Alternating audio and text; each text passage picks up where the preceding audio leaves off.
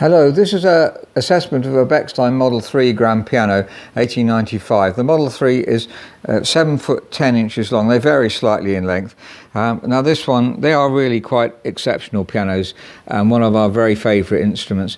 First of all, looking at the keys here, they're pretty perfect ivories. There's one here that's come off and been stuck back on. I think we can improve that line a little bit. Certainly worth a try. Otherwise, they're pretty perfect. Now the outside of the piano needs repolishing. That's the first thing we could say about this. The veneer is beautiful underneath. Here's the underside of the piano, which is very reflective, as you can see, but it shows you the original veneer. Now it's very reflective. That's an interesting point, because when we redo it, we do it more matte like this, so it's less reflective and shows the grain better. This is very faded and needs redoing, but underneath you can see the grain is quite superb. At the back here it's very faded. Now this music desk is broken on this side. That is quite common as people put their elbows on here, lean on it, and it cracks. That can be repaired. Here's the contrast between the folded back bit of the lid here and the rest of the lid, and you can see that the folded back bit is much darker.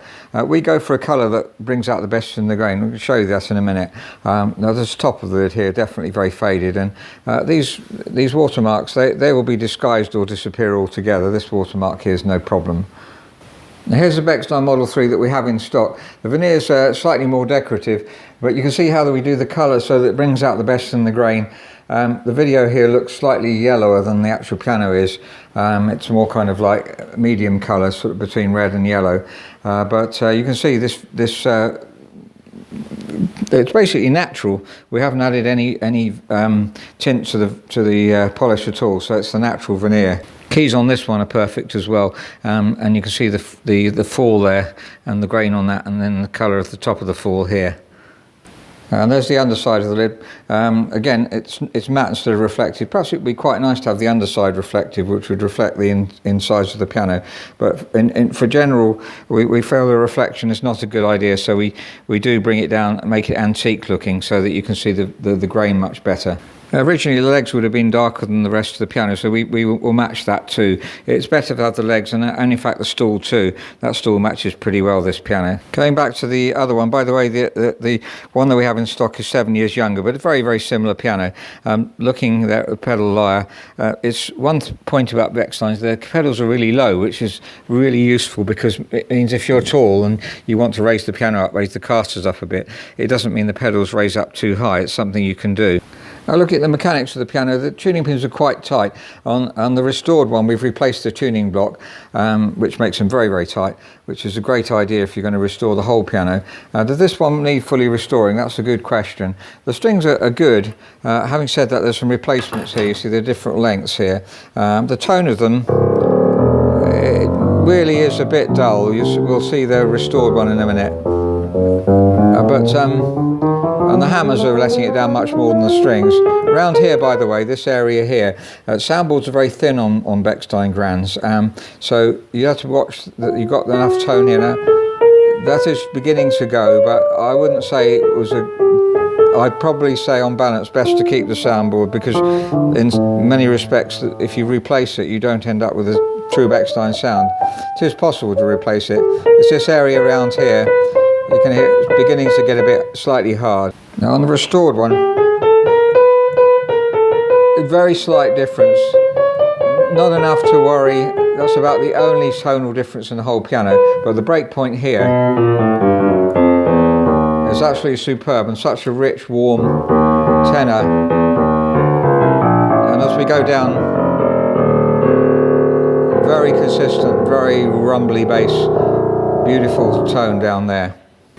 And now we come to the main item that would improve the piano the most, and this is, you'll see this theme running through all the videos, and you're getting the idea by now if you've seen several of them, that it's always the hammers. You see they've gone flat on the top there. They're hitting too much string. Basically, it's too much area of the hammers hitting the string. Doesn't bring out the harmonics. It's gone soft. Particularly on Bechstein's goes soft. Sometimes Steinway hammers are still hard, but this is very, very, it really needs doing. And so really soft hammer there.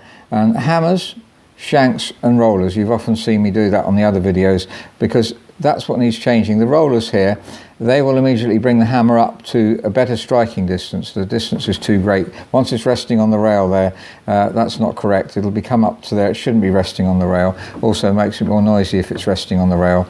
But the spring is not too bad if I release the back check like that with my finger just going up a bit on it. You can see the spring is working okay, but the hammers definitely need replacing.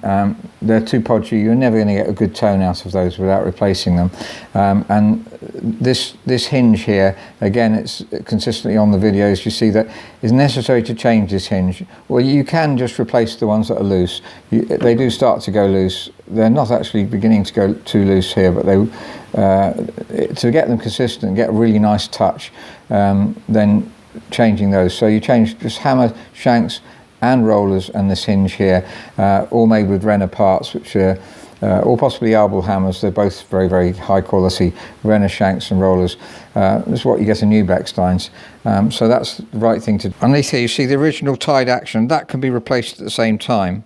This one here's had tied action replaced. You see that's where the screws were there before, and then it has a normal roller, so capstan action here, you see, and that's why do that? It's because it's easier to work on for technicians to adjust the capstans.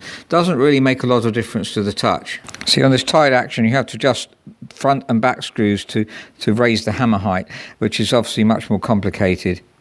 Now looking at the fully restored one, you can see these have got Renner hammers on, and you can see they've hardly been used, just enough lines here to voice them properly, and hammers, shanks and rollers. You see the roller there, and you see the way the hammer is sitting above the rail, and the spring, let's test the spring on this one.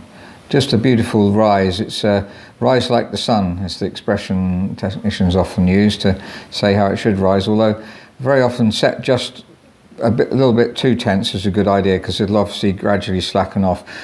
These, again, they're going to be consistent, 7 swings on each one, and that's really the best idea, rather than trying to mess around with changing centre pins. It's just to change the whole thing. A little bit dearer, but less time consuming. Of course, this fully restored one's got a new tuning block here, so the tuning pins are really tight, and new dampers, etc., refinishing the frame. A badge, new badge, but matching the original one. So that's an assessment for restoration of a Bechstein Model 3. That's 7 foot 10 inches long. Just very, very fine pianos. Really, it's such a privilege to restore these because they come out so well. Now this one, the main thing lets it down mechanically is the hammers, and they're too soft. They're too indistinct, too much hammer hitting the string. Not right idea to reface them, you need to replace them really. You can hear the potential of the tone is there, but no contrast. The pedals feel very clonky too. That's something that'll obviously go once it's restored. The casework needs redoing, but a lot of potential. And the tone will mainly, as I say, the hammers, but really a good idea to restore the whole piano, because they really are one of the very, very best pianos you can get. Thank you very much for listening.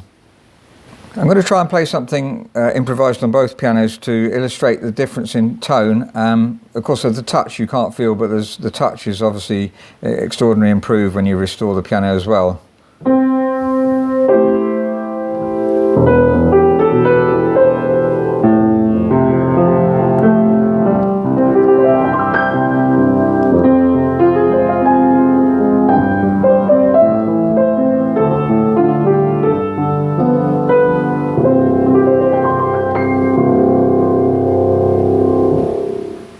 Now here's the restored piano.